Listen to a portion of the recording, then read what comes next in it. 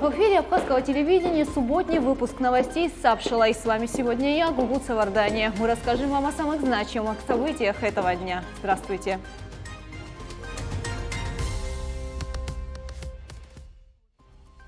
Сегодня в выпуске Хибла Гирзмава приглашает. В столице проходит 19-й фестиваль примадонны оперной сцены Хиблы Гирзмава. С бесконечной любовью к родине 8 октября оператору Абхазского телевидения Анзору Квартире исполнилось бы 65. Более сотни исследований за 24 часа. О работе лаборатории ПЦР-диагностики специальный репортаж программы. Дипломная работа абхазского иконописца Даны Мамацевой украсила собор Александра Невской лавры. Хрустальной девочке Аслане Джинджоле вновь нужна наша поддержка.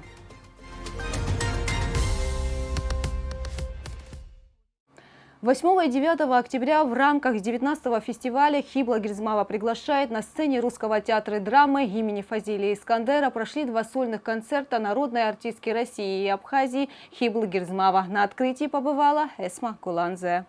Международный музыкальный фестиваль Хибла Гирзмава приглашает создан оперной девой 19 лет назад. Начавшись в Абхазии, с годами он расширился географически и художественно. Сегодня это яркое культурное событие проходит на сцене Русдрама. В этом году для нас, конечно, невероятная честь, что концерты 19-го фестиваля Хибла Гирзмава приглашает, проходят в нашем театре. И мы, конечно, всем коллективам просто, знаете, на 7-м небе от счастья того, что это происходит сегодня здесь с нами.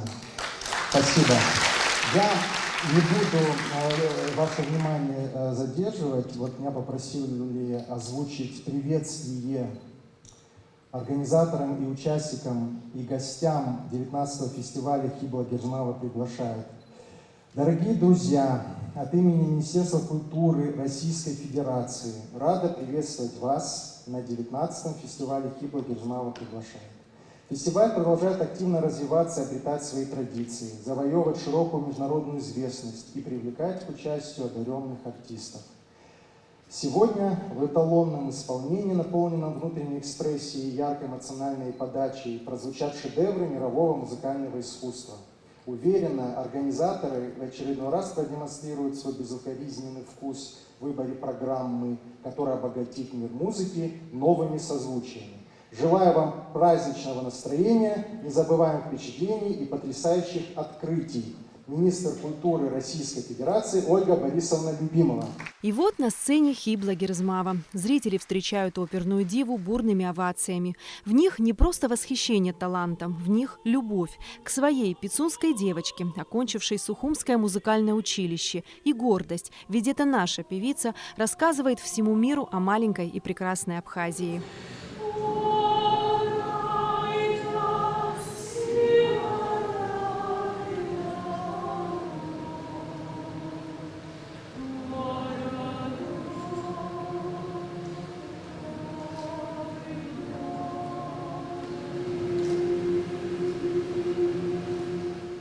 Под аккомпанемент пианистки Екатерины Ганелиной Хибла Гирзмава исполняет арии и романсы известных композиторов. Со сцены звучат знаменитые фрагменты из опер Верди «Трубадур» и Пучини «Тоска».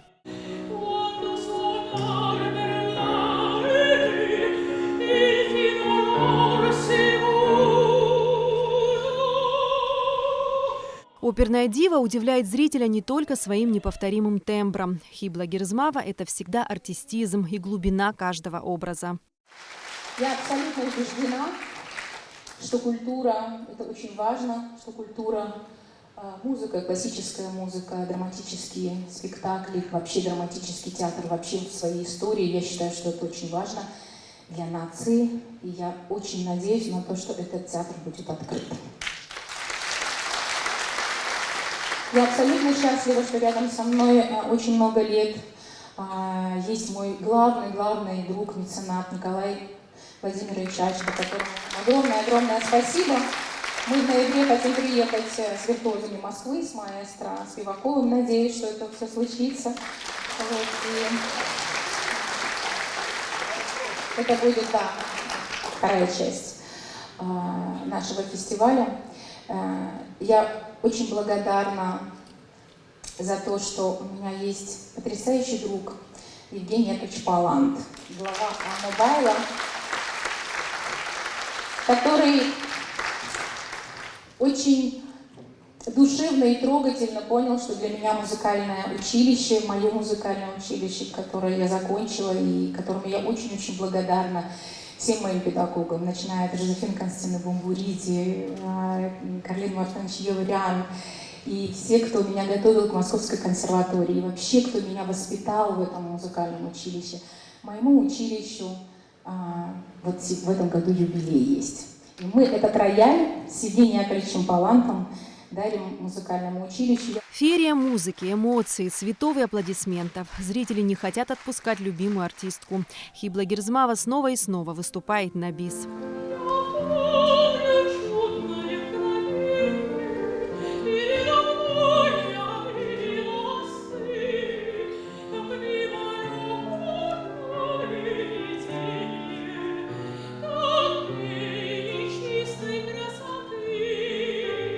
В сердцах зрителей восторг и буря эмоций. Вот что они унесут с собой в этот прекрасный вечер. Я вот прям полна эмоций, мне очень понравилось.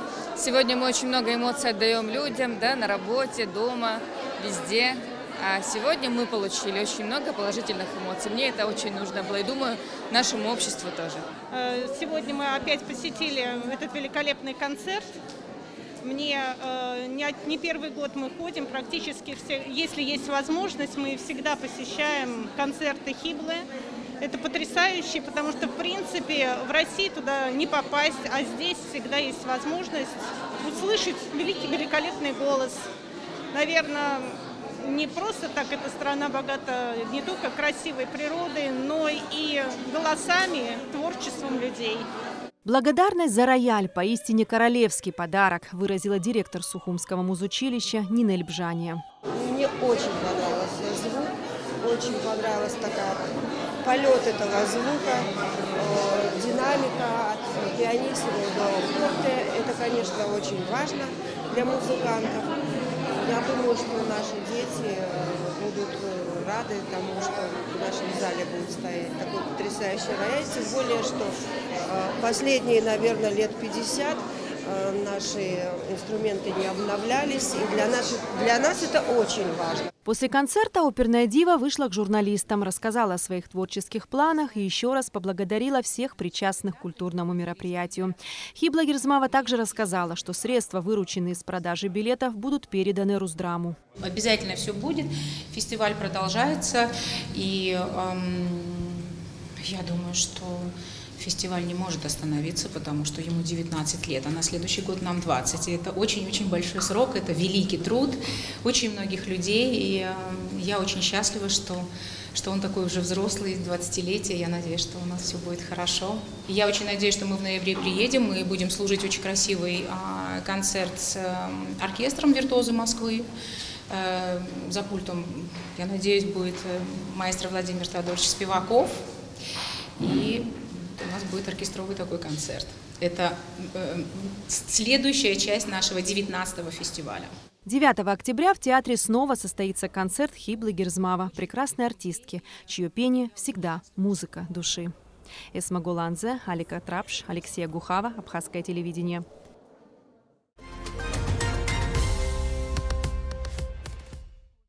8 октября оператору абхазского телевидения Анзору Кварчеле исполнилось бы 65. Истинный патриот своей страны. Он ушел слишком рано. Ему было 36, и он верил, что его Апсна обязательно станет свободной.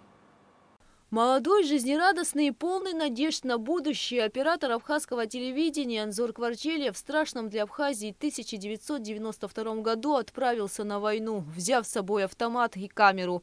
Он должен был защищать родину и при возможности снимать происходящие события, чтобы запечатлеть самое важное. Он так любил родину. Это просто, я не знаю, этот человек просто с ума сходил. Великолепной души человек, умница, патриот.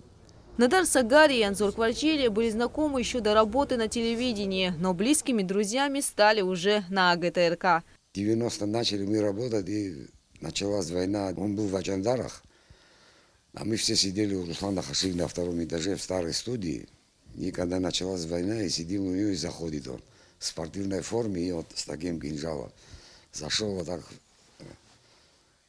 Я Лагама. Мы говорим, да, началось. Ну, а потом, когда уехали мы из Сухума в Гудауту, там были разные съемочные группы, и мы в одной группе были. Я, Анзор Бедный, Славик, Астик Сацба. Это как бы так по группам. И он все время с нами ездил. Постоянно. Он Астик снимал, он снимал. Я как бы охранял оператора. Ну, тогда так было. Так и продолжали воевать и снимать одновременно. С теплом и болью в душе сегодня друзья Анзора Кварчелия вспоминают тот день, когда вместе со съемочной группой отправились в горы встречать добровольцев из Северного Кавказа. Едем мимо Атхова, там узнали, что наши братья спускаются. И перед мостом, значит, черная «Волга» резко на тормозах выходит кабардинцы. Вы кто такие там? Ай, руки на капот.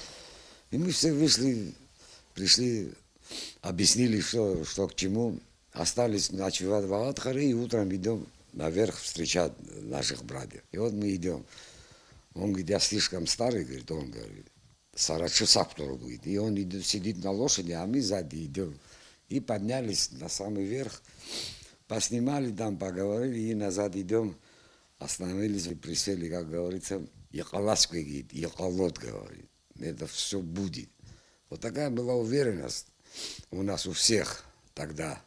ربخ يبيش رينالوجا ربخ بيمش كورزوح حان لود جيو دجي متشازين ترك حارة تخرح تسيت حشت شخلا يخاوز رشبكوا الشيخ جل ريماكوا يخدي بجنة برتي خطوة حصون نوديك سجاري سرا يرى أتخرب جوب يقص واقع ححتنا وربري أي بشرة ربخي نالك زوب أي بشرة يالك تخا ха яйвоти хонера.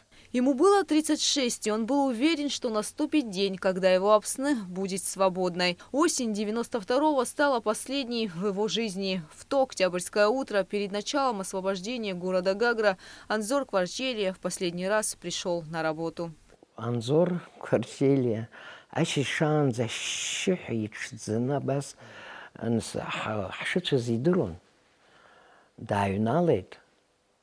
زير بيجوا بحوصل الحين الشيح اللي داومر بشن داور بشرول شوي الحين مامو خبرة كسيتا حجرامي حيتوي كسيتا ناشتا اللي منتير حكوا زي صحاوي ناس الشيح السري صحاوني يروحوا زي صعبشن أنظر سنيج بشن ويروسكي سكينيجي دلخشخن دتشون سكينيجي وياش حرجي أنظر دتشون أتاكو يتزومس وسوقتشز خزياق زمز добрюза акас шабзииман нас сара и санихопша набри уже жил рейцо аши шанза с напшизара бри убреуха наслахна накытыч хайгой инхоз телехопшараны свои хамада заджги афет размази хазаргон وبريوخ جفتوك عجني يايرن ريجيت جيت نس بتوحا كرزيت أخوتي كان خنيخان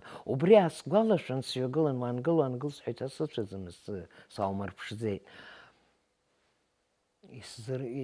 يسزر ميبري يسزر قصص أبريافة بخسار قلنا بري أتشاف بس يساكن خنيخان قات شت خوتي بس يعني خنناس أوقات كبري يتاسبتول كاب أبرانزا بس أوقات كان خنيقان أبني جنتا واي ورجسر جبرجي تاج بسيط أبسوا شجمتان ينابشلقي بس فرجان كرجون حنس لافك جنات سنة أبني ريسري يا يحشن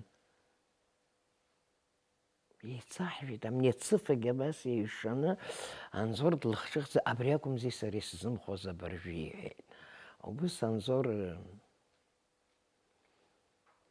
دتسيت أشي بجون أما شنو بس بجو خوانو برينس لخناش تحقق وبس بجيتش جيني يعني قلي عشقي وبس يكدكشنا نوديك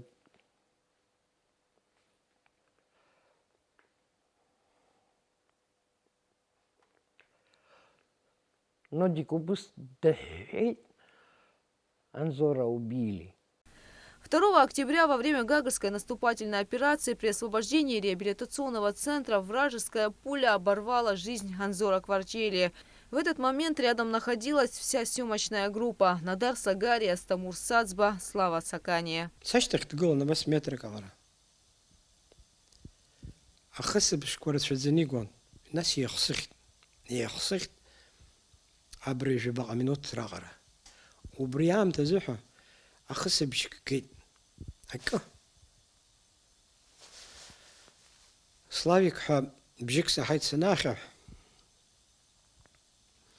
ساشتك وشتي يبسيل شنا أكاحر دجن سايمت سندانس قلتخا وحكيز محجين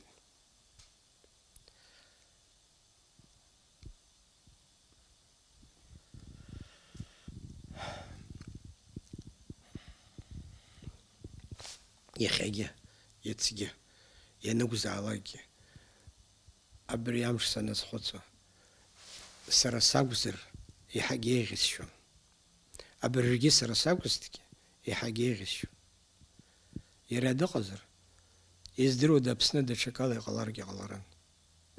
Должны были ехать в Писунду, там Лизавская рота, наши близкие друзья, поснимать. Приезжаем на границу и говорят, наступление началось. И мы, естественно, все бегом туда.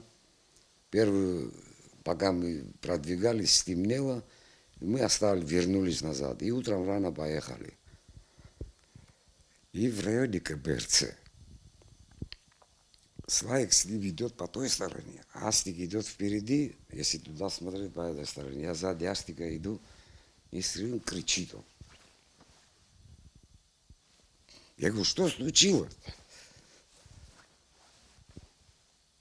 Все. Секунда.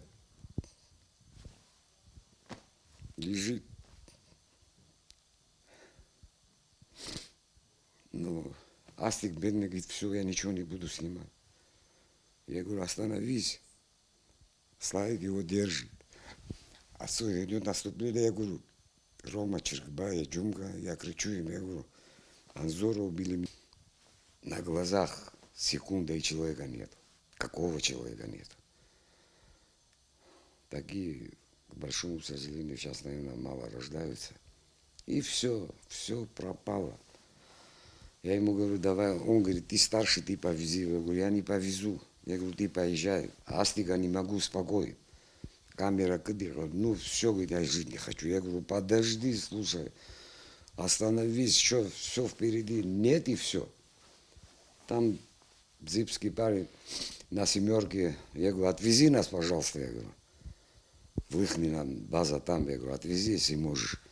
По дороге заехали в госпиталь. Узнать, сейчас его ищу, его нету, того нету. Ну, приехали мы на базу, машину оставили там. Вот так, я говорю, случилось. Это был шок. Это был шок.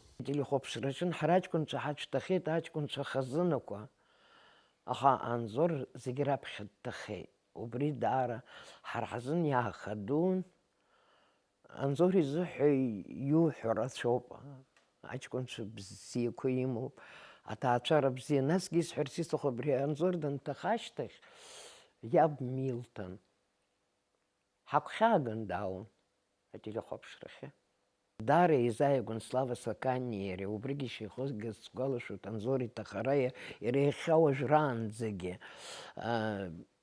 Анзори зуху расшоп айбашира абрияхантуинтера ко харла гейш тера ванзеги.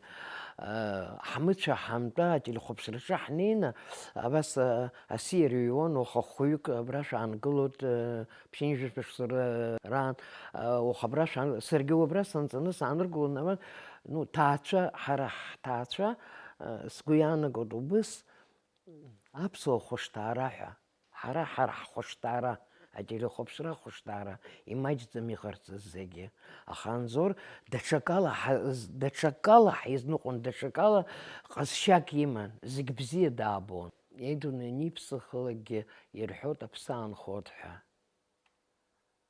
أنزور Видеоматериалы Анзора Кварчелия бережно хранятся в архиве АГТРК. Благодаря усилиям таких сотрудников абхазского телевидения удалось запечатлеть один из самых важных периодов в истории Абхазии. Эти кадры сняты Анзором Кварчелия еще в 1990 году, когда участники национально-освободительного движения абхазского народа на стадионе города Гагра вступили в рукопашную борьбу с агрессивно настроенными грузинскими националистами. Материал был снят, хотя работать в такой обстановке было почти невозможно. Тогда съемочная группа АГТРК сумела противостоять разъяренной грузинской толпе, бросавшей в нее камни.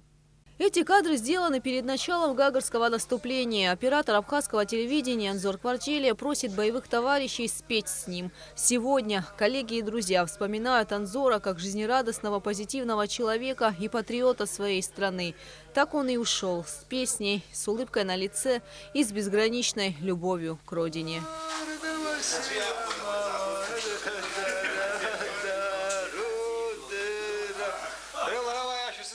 Анзор Кварчелия стал одним из тех, кто день за днем приближал победу и увидеть ее не успел. Но в мирное время живут его дети и внуки. Гугут Савардания, Роберт Ломия, Алексея Кухава. Абхазское телевидение.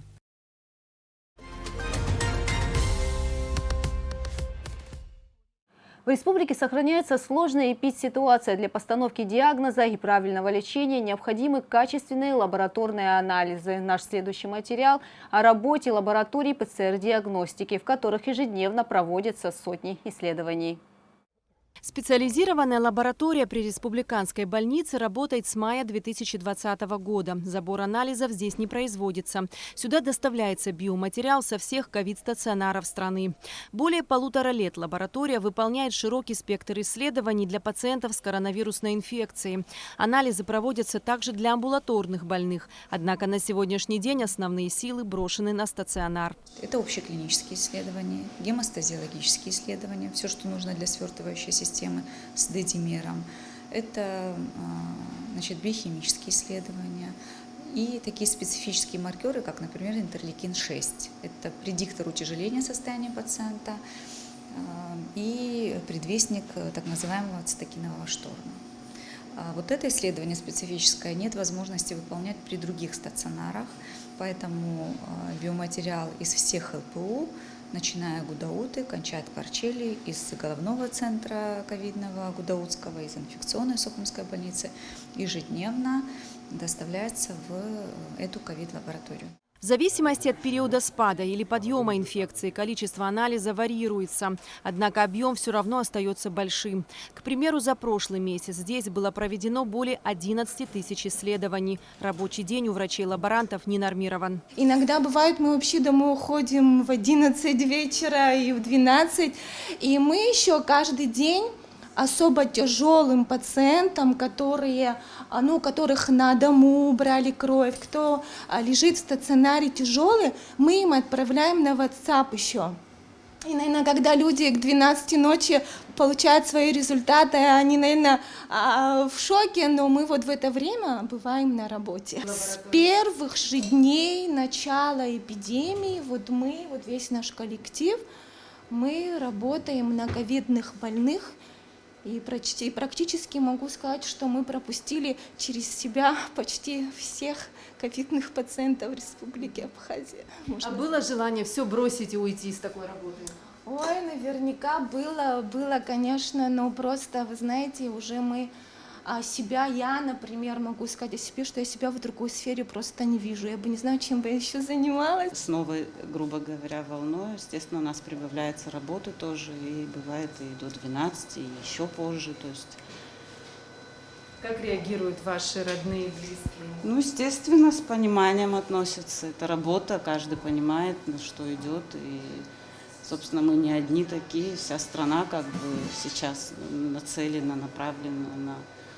Мы, с нашей стороны, для нас это, конечно, гордость и честь, что мы хоть какую-то помощь в такое тяжелое время можем для страны оказать. Ковид-лаборатория оснащена современным оборудованием. Часть его была перенесена из научной лаборатории НИИ ПИТа.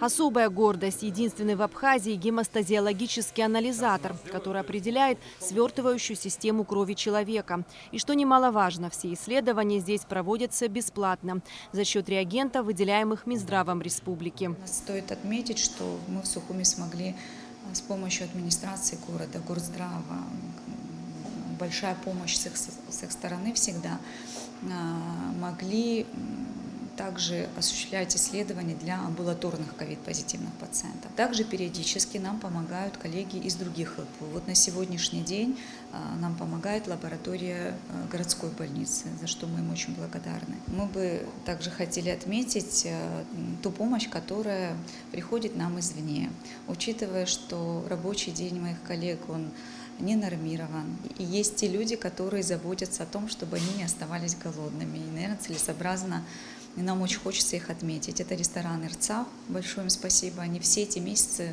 вместе с нами. И в последнее время к этой помощи присоединились и кафе у Совмина. Алиса Мату, а также выражать благодарность всем лабораториям, принимающим участие в борьбе с инфекцией. Вот уже 1,5 года Республиканский центр СПИД исследует анализы ковид-больных. И это в дополнение к собственным анализам.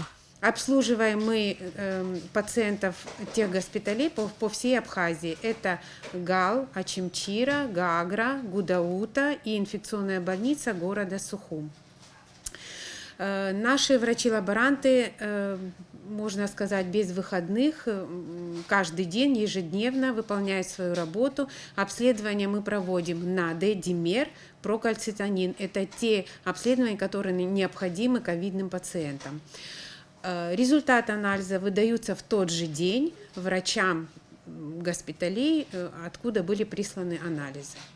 То есть это систематизировано, отработано и работает на пациентов. На подхвате и клиническая лаборатория республиканской больницы. Помимо собственных гемостазиологических, биохимических, общеклинических и гематологических исследований, здесь проводятся исследования ковид-пациентам. После того, как мобильный госпиталь развернул работу в августе этого года, и с 18 числа мы проводим тоже мониторинг исследований по этим же направлениям, но в связи с тем, что оборудование вышло из строя, частично мы не делаем, делает другой блок.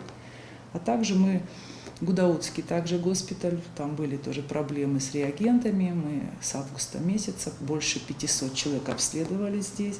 И сейчас вот за вот эти месяцы, тоже вот начиная с 18 августа, мы проводим исследования по направлениям гемостаз, биохимия была, пока у нас приборы работали. И плюс ко всему, еще с учетом того, что сейчас такая ситуация, вы, наверное, знаете, я работаю еще в банке крови, консультантом, будем так говорить. Мы переливаем плазму, эритроцитарную массу больным с ковид, отправляем в Гудаутский госпиталь, потому что эти заболевания бывают со снижением гемоглобина, в том числе и больным, которые проходят лечение в Айтар. И мы всегда на связи с нашими коллегами из мобильного госпиталя. Важность лабораторных исследований в борьбе с коронавирусом сложно переоценить, ведь это звено между пациентом и врачом, от которого зависит, какое лечение будет назначено в дальнейшем. Эсма Гуланзе, Алексей Баструков, Абхазское телевидение. Министр просвещения и языковой политики Республики Абхазия Инал Габлия поздравил бывшего учителя Тамышской средней школы Учимчирского района, заслуженного учителя Республики Абхазия Владимира Тишевича Бжания с юбилеем. Отметив преданность Владимира Тишевича профессии и его вклад в развитие образования, Инал Габлия пожелал юбиляру здоровья, бодрости духа, мира и благополучия.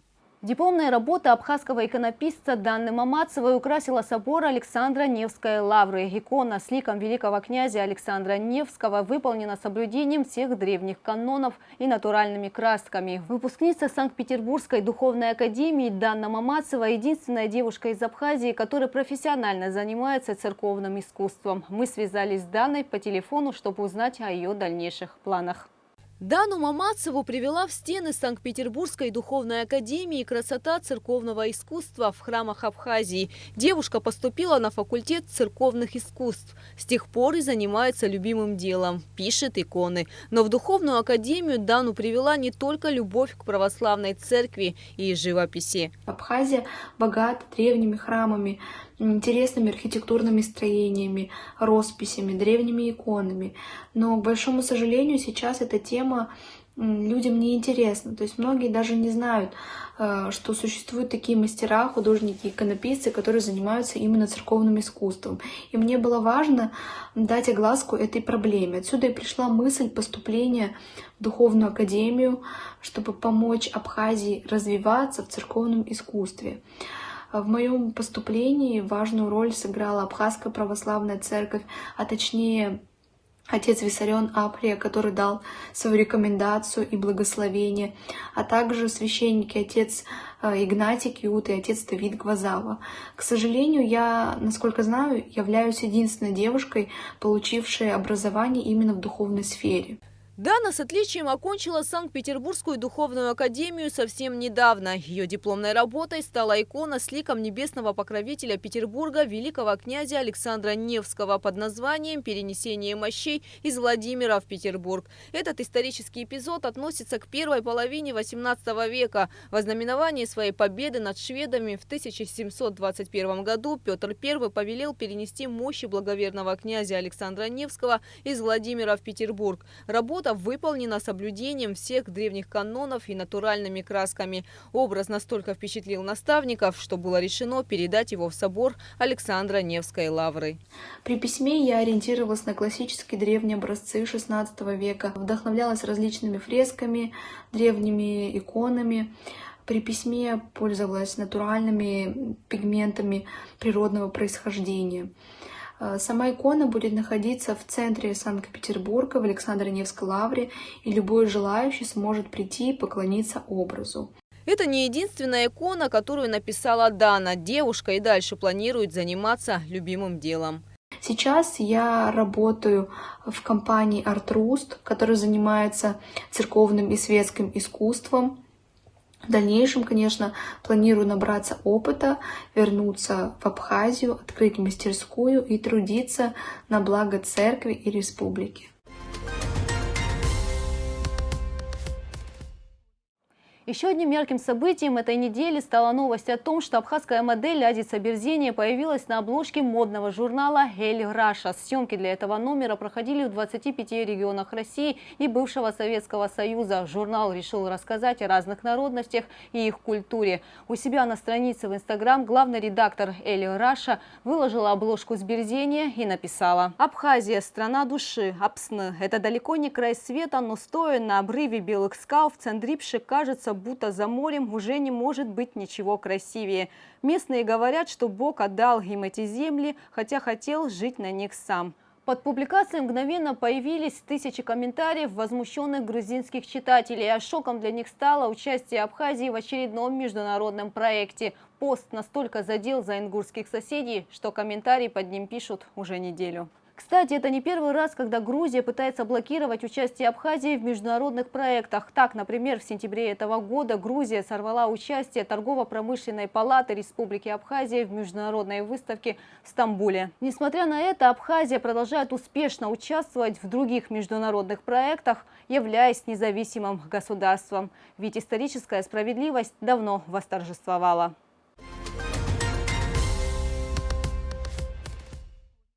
Благотворительный фонд Ашана продолжает сбор средств на экстренную операцию подопечной фонда Асланы Джинджоли. Девочка нуждается в замене телескопического штифта в ноге. Стоимость операции – 1 600 000 рублей. Маленькая Аслана Джинджоли вновь нуждается в помощи. В Абхазии многие знакомы с ее историей. Фонд Ашана помогает ей уже 9 лет. У девочки несовершенный остеогенез, очень ломкие кости. За спиной у Асланы 23 курса терапии, 4 сложнейших операции. В 2018 году девочка неудачно упала и сломала ногу в районе голени. Тогда все неравнодушные люди собрали необходимую сумму на экстренную операцию, во время которой Аслане установили телескопический штифт. За 3 года девочка выросла. Штифт согнулся и вызвал деформацию ноги в районе голени. Для комфортного передвижения и избежания необратимых последствий ее здоровья Аслане необходимо установить новый штифт диаметром больше. Сейчас остро необходимо сделать операцию по замене телескопического штифта. Не можем мы делать много упражнений не можем делать, потому что он согнулся, и мы не можем дать нагрузку, давление на ноги. Много активных упражнений мы не можем делать. Уже 4 года Аслана проходит реабилитацию в Республиканском реабилитационном центре для детей с ограниченными возможностями. Несмотря на тяжелый недуг, девочка очень жизнерадостная. Аслане сейчас 11 лет. Она ходит в школу, учится в 4 классе. Я люблю абхазскую литературу и рисование люблю. Скажи, Аслана, какая у тебя самая большая заветная мечта? О чем ты мечтаешь? Это стать врачом. Педиатром хочешь стать, правильно? Да. А почему ты именно эту профессию выбрала? Потому что мне помогает. Стоимость операции по замене телескопического штифта Аслане Джинджоле составляет 1 600 000 рублей. Эта сумма неподъемная для семьи, и без помощи добрых людей им не справиться. Еще раз обращаюсь к вам помочь Аслане на операцию. Операция стоит 1 600 000. Сумма не маленькая, сумма очень большая. Но я очень надеюсь, что все соберется. Каждый из нас может сделать жизнь Асланы Джинджоле намного легче и ярче, чтобы девочка могла жить полноценной жизнью, бегать и играть наравне с другими детьми.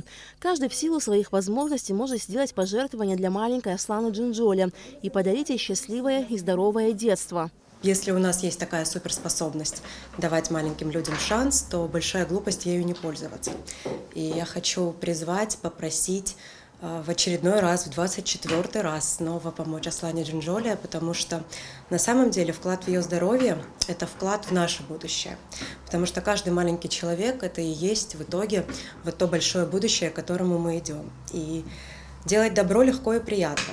Ничего сложного я не прошу, я прошу абсолютно любую сумму, которую вы для себя представляете возможным, пожертвовать маленькой Аслане Джинджоле, потому что вряд ли что-то важнее и полезнее мы можем сделать. Самый легкий и доступный способ помочь Аслане Джинджоле – отправить СМС со словом «Добро» на короткий номер 5050.